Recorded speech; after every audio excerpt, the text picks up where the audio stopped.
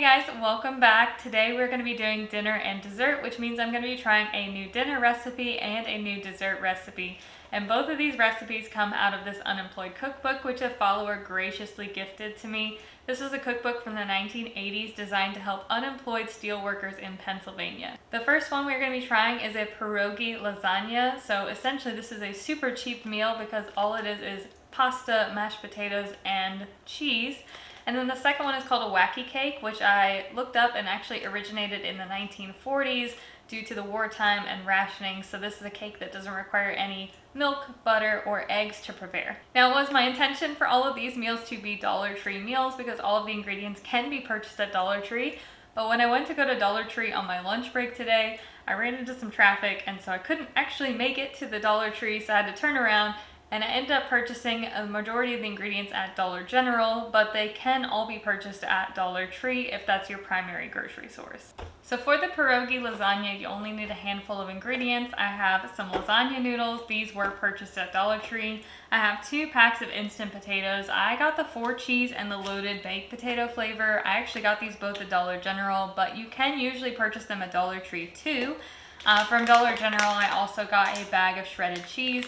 If you were using Dollar Tree, I would just recommend getting a bag of their shredded cheddar and a bag of their shredded mozzarella, Frigo brand, or a block each of cheddar and mozzarella. Shred those up and mix them together. You can really customize this in any sort of way. You can add, if you want to make it more of a meal, add some smoked sausage, add some broccoli, or any kind of vegetable you want. I'm just going to be making it with these basic ingredients today. I feel like it will be absolutely fine. Another thing was that this particular recipe book that I'm using as a reference did call for Velveeta. So I have a packet of Velveeta cheese sauce on standby in case I end up needing it, but a lot of the recipes that I looked up on the internet just called for these kind of basic ingredients here. Now the second recipe I'm going to be trying is called a Wacky cake, and the wacky part about it is its preparation method. It did call for this cake to be made from scratch, but I picked up a box of cake mix just to make it easier, cheaper, and more accessible. So I'm kind of doing a more modernized version of this wartime era recipe. I also have a jar of chocolate frosting and some walnuts to go on top. As far as other ingredients, I just have some vanilla extract, some white vinegar, oil, and then I will also need water. So I'm actually going to be starting with dessert, that way it has time to cool before dinner is ready. So we're going to do the Wacky cake, and basically it says you're just supposed to add all of the dry ingredients directly into an ungreased pan. I have a 13 by 9 baking dish here. And again, I did buy this cake mix at Dollar General, but you can get chocolate cake mix at Dollar Tree as well. And now if you wanted to make this from scratch, it calls for 3 cups flour, 2 cups sugar, 6 tablespoons of cocoa, 2 teaspoons of baking soda, and 1 teaspoon of salt. But again, I'm just using a cake mix just to make it simple. So you're supposed to spread the cake mix, dry mix, onto the bottom of your baking dish here. And then you're supposed to make a couple of wells. So it says to make 3 holes in the dry ingredients. And from what I read online, you're supposed to make kind of 1 bigger hole and a couple of smaller holes. Or you can really just make 1 big hole and pour all of the ingredients into the center there. I'm going to adjust this recipe down slightly because I don't think I have as much powder as much dry ingredients as this base recipe calls for, because again it is like 3 cups of flour, and I feel like this is more akin to about 2 cups of dry mix. So instead of 3/4 of a cup of oil, I'm going to only use a 1/2 cup of oil. I'm going to decrease everything by about 1/3. Into the second little well, you're supposed to add 2 teaspoons of vanilla. Into the third and final well, I'm going to add 2 tablespoons of vinegar. And the vinegar acts as a substitute for the eggs by reacting with the leaveners in the cake mix so that you get that light and fluffy cake without the addition of the eggs. Now it says make 3 holes and pour in the vanilla, the vinegar, and the oil. Pour 2 cups cold water over all and stir well with a fork. So again, I'm decreasing everything. So my 2 cups of cold water is actually 1.5 cups of cold water. And stir well with a fork.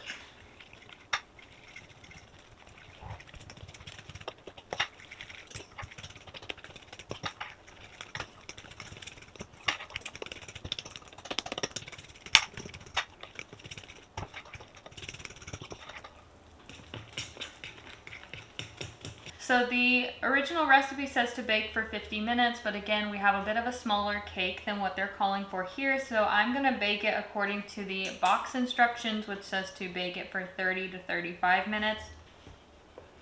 For the pierogi lasagna, I have brought 4 cups of water up to a boil, and I'm gonna add in both of my packs of potatoes. Again, I'm using a 4 cheese and a loaded baked potato.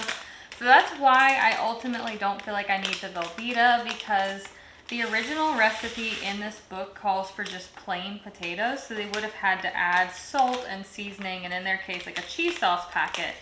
But because I'm using pre-flavored potatoes, I don't really feel like the Velveeta sauce is necessary, but if you want to add it, feel free. I'm gonna give my potatoes a whisk, let them rehydrate. I also used a combination of the 4 cheese and the loaded baked potato because the loaded one has, you know, sour cream and bacon and cheese in it as well. So it kind of gives that pierogi kind of filling. The 4 cheese is very similar to a pierogi filling as well. I feel like mashed potatoes, instant mashed potatoes, are a really good shortcut if you want to make a pierogi style dish. And for anyone wondering, I am actually Polish by heritage, so I would absolutely do nothing to ever tarnish Polish culture. I know this is an authentic pierogi. I would love to hear from you guys in the comments if you've ever heard of a dish like this pierogi style lasagna. I'm just curious about the origin of it. I tried to look it up, but I couldn't really find anything.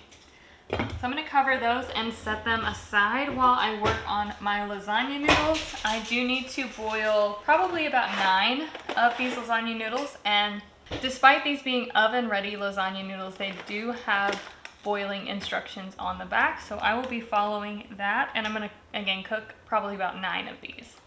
The noodles are cooked, the mashed potatoes are cooked, and my wacky cake has about 5 minutes left, so we can start assembling our little lasagna here. It says to grease this well, and it calls for butter or oleo. I'm just going to use cooking spray.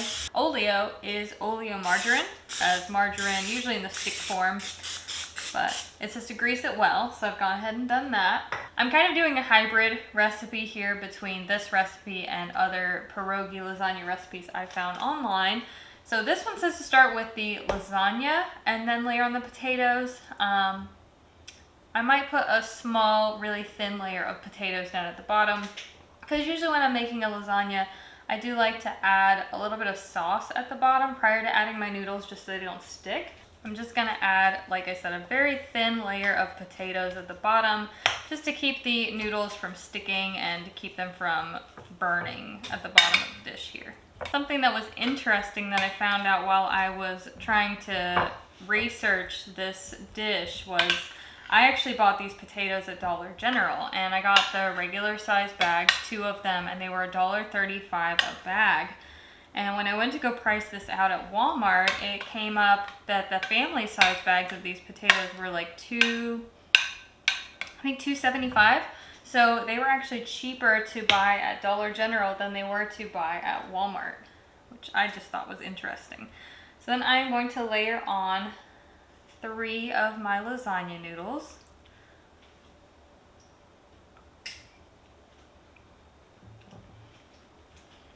And then we're gonna start kind of stacking this up with potatoes and cheese in between each layer. One of the other recipes that I am kind of using as a hybrid is from a blog called Mindful Mom. That one kind of had a similar structure, and so I'm kind of referencing both recipes simultaneously to make this dish. I am then going to add a layer of my shredded cheese to the top of this. We're doing this in 3 layers, so I can add about 1/3 of the cheese to this first layer. And then I am just going to repeat that process until my pan is full and all of my ingredients are depleted. So there is my finished pierogi lasagna. It says to cover with foil and bake for 30 minutes. But again, I'm doing a bit of a hybrid version, so I am going to cover it and bake it for 20 minutes, and then I'm going to take off the foil for the last 10 minutes so the cheese has a chance to brown on top. In the meantime, here is the completed wacky cake. I think it's very interesting how this baked totally flat in the oven. It is starting to pull away from the sides as it cools here, so there's really no like greasing necessary. it's doing wonderfully. So what I was gonna do with this, I'm gonna let it cool, but then I am going to glaze it with our chocolate frosting. What I mean by that is that I'm actually gonna warm up the chocolate frosting, get it nice and pourable, pour it on top, and top it with some of those chopped walnuts. I am beyond excited to dig into this cake, despite the fact that I'm really not much of a chocolate cake eater. It just smells so good. So I've gone ahead and microwaved my frosting here, and I'm just gonna give it a nice thin layer of frosting over the top.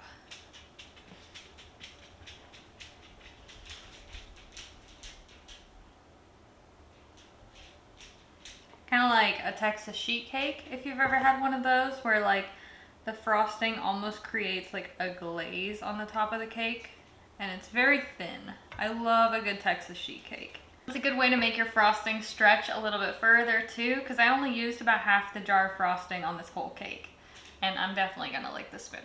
I did of course buy some chopped walnuts to put on top. I did see a couple of variations of this where they added pecans and stuff to it. I am just gonna add walnuts because they were a little bit cheaper than pecans basically. And I'm gonna set that aside and let the frosting set until it forms a crust on the top. And in the meantime, this is my pierogi lasagna. It actually looks really good. It smells fantastic. I know it doesn't look the prettiest because it's yellow on yellow. I did think about putting it under the broiler, but since I baked this in a glass baking dish, you're typically not supposed to put those under the broiler because they might shatter. So I just erred on the side of caution. I did end up baking this for about 35 minutes, so I did 20 minutes with the foil on, took the foil off and let it do another 15 minutes without the foil, and it's been cooling for about 5 minutes or so now. So I did go ahead and cut my lasagna into 6 pieces. It cut really smoothly. It feels really creamy on the inside. I am excited to dig into this. Hopefully I can get a nice pretty slice. I did also go ahead and grab myself a slice of the Wacky cake, which in my case did not hold up structurally. There is absolutely nothing that's going to be wrong with the way that this tastes. I feel like it could be because I used a cake mix that had pudding in it. So it wasn't as firm of a cake, or it's not designed to be as firm of a cake.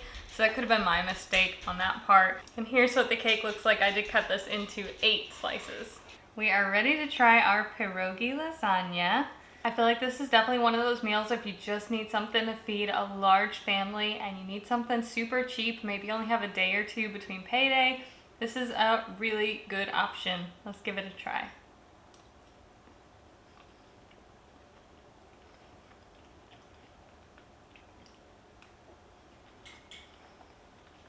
This is very reminiscent of a boiled pierogi. Now, typically when I make pierogies, I like to pan fry them in some butter or oil to get them kind of crispy. So you don't really get that same effect, but you do get that boiled pierogi kind of flavor. So if you're a fan of those, this is kind of similar to that. Obviously, you can top this with bacon, sour cream, chives, any toppings that you would typically put in or on potatoes. But otherwise, the texture is fantastically creamy. You get that hint of cheese and saltiness from the instant potatoes. But you also get that bite of the lasagna noodle, which I think is my favorite part because it is kind of unexpected but pleasant at the same time. Like, the lasagna noodle is perfectly cooked. I think that there is nothing about this that I don't like. It's a great dinner or a side dish option. Definitely a crowd pleaser and a fun one to try. Now we have our Wacky cake, which again, I kind of flunked up a little bit on this one by probably using a cake mix with pudding in the cake, but we're gonna try it anyways. Even though it's not really structurally great, that shouldn't really affect the flavor at all.